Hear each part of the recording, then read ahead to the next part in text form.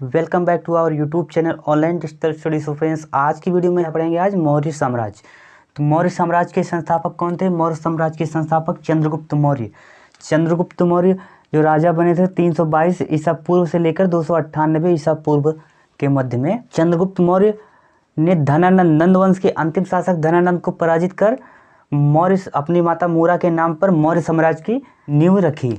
जो धनानंद थे नंद वंश के अंतिम शासक, इन्होंने जब सिकंदर से और पोरस का युद्ध हुआ था तो धनानंद जो थे इन्होंने पोरस का साथ नहीं दिया और आचार्य चाणक्य का भी बहुत सारा अपमान किया। आचार्य चाणक्य का जो सपना था अखंड भारत का, धनानंद ने जब पोरस का साथ नहीं दिया था, जब पोरस और सिकंदर के बीच युद्ध हुआ था, धनानंद के शासन में जो प्रजा थी वो प्रजा का शोषण हो रहा था, प्रजा में काफ़ी भय था, जिसका विरोध जो है आचार्य चाणक्य ने किया था धनानंद के दरबार मगध साम्राज्य में।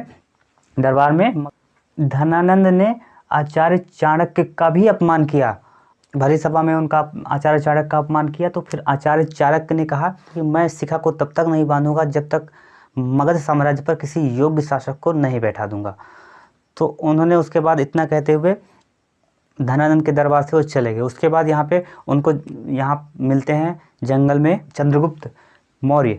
चंद्रगुप्त मौर्य विद्वानों का मानना है कि नेपाल के तराई क्षेत्रों में मौर्य क्षत्रिय कुल के लोग रहते थे। चंद्रगुप्त मौर्य उसी वंश के थे और चंद्रगुप्त मौर्य ने धनानंद को पराजित कर कर अपनी माता मूरा के नाम पर मौर्य साम्राज्य की नींव रखी। तो आचार्य चाणक्य ने चंद्रगुप्त मौर्य की सहायता की। उन्होंने आचार्य चाणक्य ने चंद्रगुप्त की कई सारी परीक्षाएं ली जिसमें वो चंद्रगुप्त मौर्य विजयी हुए। आचार्य चाणक्य ने सोचा कि यही जो है अखंड भारत चक्रवर्ती सम्राट हो सकता है। उसके बाद उन्होंने राजनीति की शिक्षा उन्हें चंद्रगुप्त को दिया और उसके बाद धनानंद को पराजित करके उन्होंने मौर्य साम्राज्य की नींव रखी। किसी ने? चंद्रगुप्त मौर्य ने। तो यहाँ पे देखिए चंद्रगुप्त मौर्य के गुरु का नाम क्या था? चाणक्य, विष्णुगुप्त, कौटिल्य। ये तीनों व्यक्ति जो तीन इसमें नाम दिए गए हैं ये एक हैं। आचार्य चाणक्य का ही नाम जो है विष्णुगुप्त है और कौटिल्य है। आचार्य चाणक्य की जो पुस्तक है अर्थशास्त्र, जो कि राजनीति से संबंधित है, पूछा जाता है एग्जाम में। आचार्य चाणक्य या विष्णुगुप्त या कौटिल्य की जो पुस्तक है अर्थशास्त्र, वो किससे संबंधित है? तो राजनीति से संबंधित है।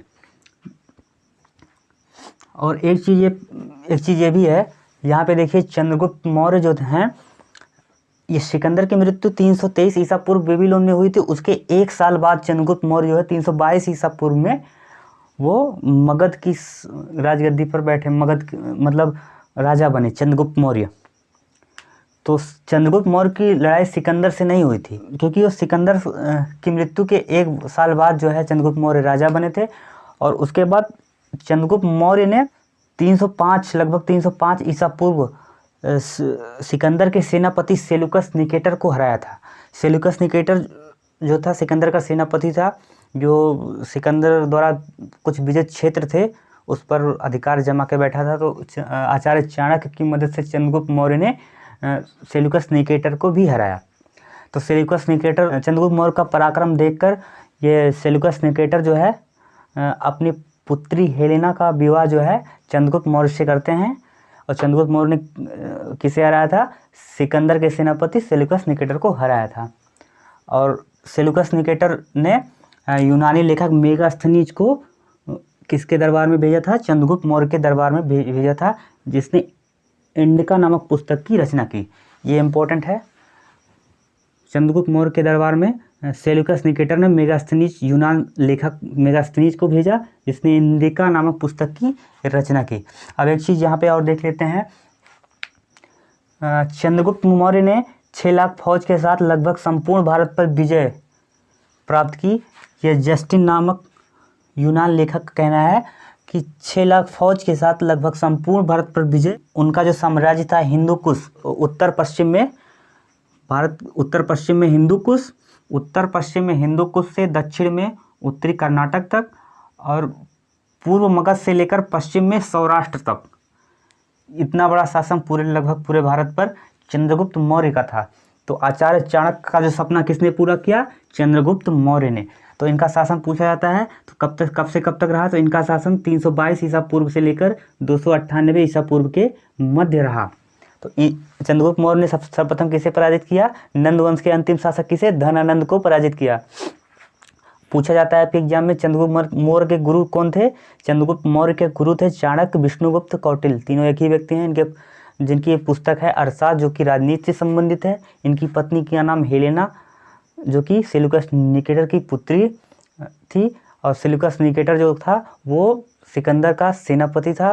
सिकंदर के सेनापति को चंद्रगुप्त मौर्य ने लगभग 305 ईसा पूर्व पराजित किया था।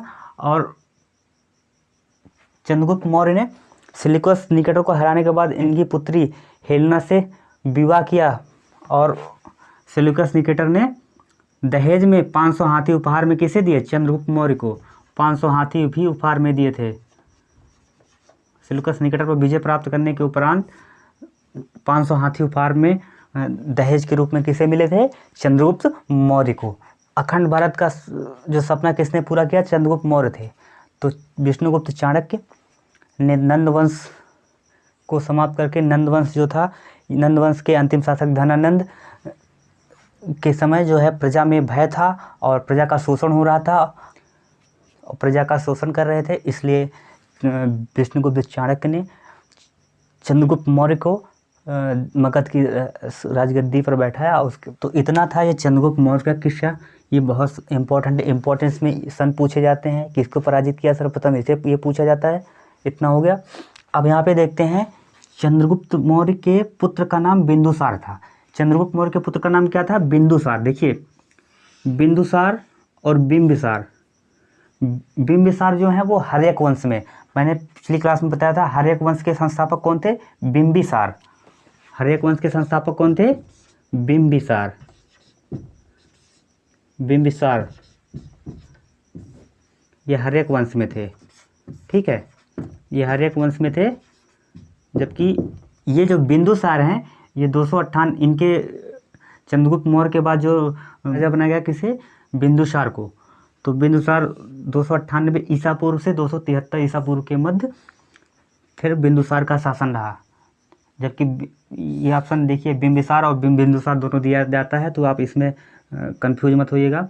तो बिंदुसार 298 ईसा पूर्व से 273 ईसा पूर्व, ये हर्यक वंश के थे। बिंबिसार इसको मैंने पिछली क्लास में आपको बताया है। तो आगे देखते हैं, बिंदुसार के पुत्र का नाम अशोक, सम्राट अशोक, ठीक है। बिंदुसार के पुत्र का नाम क्या था? अशोक। इनका शासनकाल ये इम्पोर्टेंट है। अब इसके अलावा बहुत सारा क्वेश्चन बनता है, तो वो आप लोग बहुत ज़्यादा डीप में नहीं जाना है। तो यहाँ पे देखिए सम्राट अशोक का जो शासनकाल था, काल 273 ईसा पूर्व से 232 ईसा पूर्व के मध्य में था। तो देखिए यहाँ पे 273 ईसा पूर्व में सम्राट जो अशोक थे वो गद्दी पर बैठे, तो लेकिन राजगद्दी पर बैठने के बाद सम्राट अशोक जो थे उसके 4 साल बाद पुनः राज्याभिषेक उनका कब हुआ? 269 ईसा पूर्व में। ईसा पूर्व उल्टा चलता है ना, तो 273 ईसा पूर्व में पहले वो उन्हें राजगद्दी पर उन्हें सिंहासन मिला, लेकिन उसके 4 साल बाद पुनः राज्याभिषेक कब हुआ? 269 ईसा पूर्व में। तो 269 ईसा पूर्व में उनका पुनः राज्याभिषेक हुआ, और उसके बाद उसके 8 साल बाद कलिंग युद्ध 261 ईसा पूर्व, कलिंग युद्ध का जो उल्लेख मिलता है अशोक के 13वें शिलालेख में मिलता है। इंपॉर्टेंट है। कलिंग युद्ध का जो वर्णन है 261 ईसा पूर्व अशोक के 13वें शिलालेख में मिलता है। और पुनः जो उनका राज्याभिषेक कब हुआ था? मुख्य रूप से वो 269 ईसा पूर्व में, यानी कि उनके राज्याभिषेक के 8 साल बाद कलिंग युद्ध हुआ था, जिसमें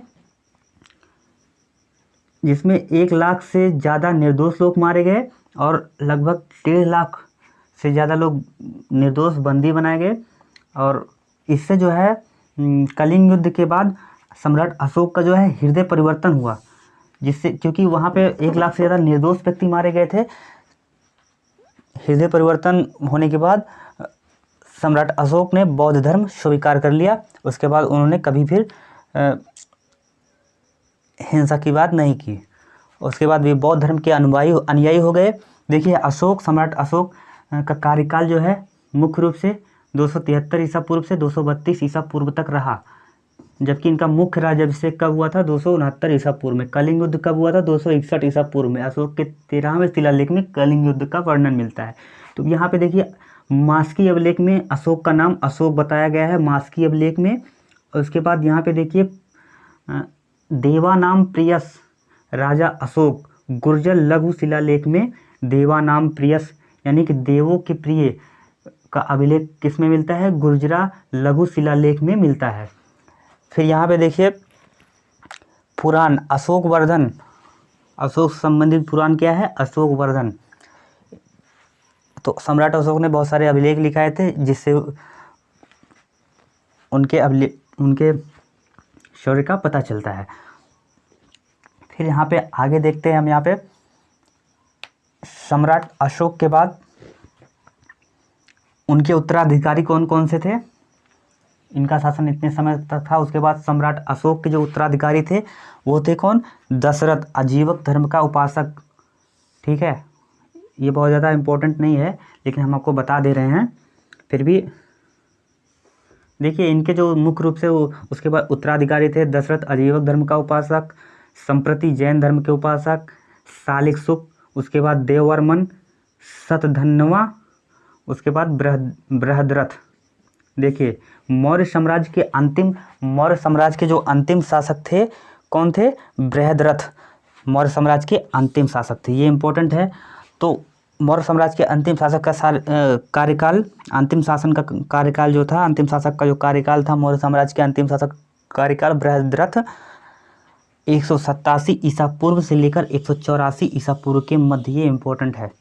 और बाकी इसको भी अगर आप क्वेश्चन टफ बनाया जाएगा तो ये भी इम्पोर्टेंट है। ठीक है, तो ये भी देखिए यहाँ पे दशरथ आजीवन धर्म का उपासक, इनका 232 से 224 ईसा पूर्व, संप्रति जैन धर्म 224 से 215 ईसा पूर्व, शालिशुक 215 से 202 ईसा पूर्व, देववर्मन 202 ईसा पूर्व से 195 ईसा पूर्व, और शतधन्वा 195 से 87।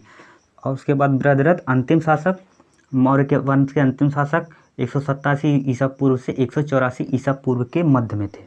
ठीक है, तो यहाँ पे मेन चीज़ क्या है? चंद्रगुप्त मौर्य को आपको पढ़ना है। चंद्रगुप्त मौर्य, उनके पुत्र का नाम बिंदुसार के पुत्र का नाम अशोक, और उसके बाद मौर्य वंश के जो अंतिम शासक थे बृहद्रथ। तो बृहद्रथ को किसने पराजित किया था? पुष्यमित्र शुंग ने शुंग वंश की नींव रखी। ठीक है, तो मौर्य वंश के अंतिम शासक बृहद्रथ को पराजित करके पुष्यमित्र शुंग ने शुंग वंश की नींव रखी। सम्राट अशोक की पत्नी का नाम देवी और कारुबाकी। इनका जो नाम है वो अलग अलग अभिलेखों में अलग अलग नामों से लिखा गया है। इनके जो दो पुत्र, एक पुत्र और पुत्री, महेंद्र और संघमित्रा जो थे अशोक के पुत्र और पुत्री थे। इन्होंने बौद्ध धर्म के प्रचार के लिए महेंद्र और संघमित्रा को श्रीलंका भेजा था। यहाँ पे देखिए हृदय परिवर्तन के बाद जब सम्राट अशोक ने बौद्ध धर्म दीक्षा ली, उसके बाद बौद्ध परंपरा के अनुसार जब भिक्षा लेने के लिए लोगों के साथ जाते थे एक भिक्षुक के रूप में, तब भी लोग इनसे डरते थे क्योंकि लोगों का कहना था ये सिर्फ हथियार छोड़े हैं, चलाना नहीं भूले। कब इसका भाई वो तो मैं वैसे ही बता रहा हूँ लेकिन तो सबसे जो कलिंग युद्ध जो हुआ था 261 ईसा पूर्व अशोक के 13वें शिलालेख में मिलता है। तो ये कई बार पूछा गया एग्जाम में। चंद्रगुप्त मौर्य, बिंदुसार, अशोक और उसके बाद अंतिम शासक बृहद्रथ को किसने पराजित किया? पुष्यमित्र शुंग ने। तो दोस्तों आशा करते हैं आपको वीडियो पसंद आएगी। वीडियो अगर पसंद आए तो वीडियो को लाइक करके चैनल को सब्सक्राइब करके बेल आइकन को प्रेस करना बिल्कुल मत भूलिए। मिलते हैं किसी नेक्स्ट वीडियो में किसी नए टॉपिक के साथ। तब तक के लिए जय हिंद, वंदे मातरम।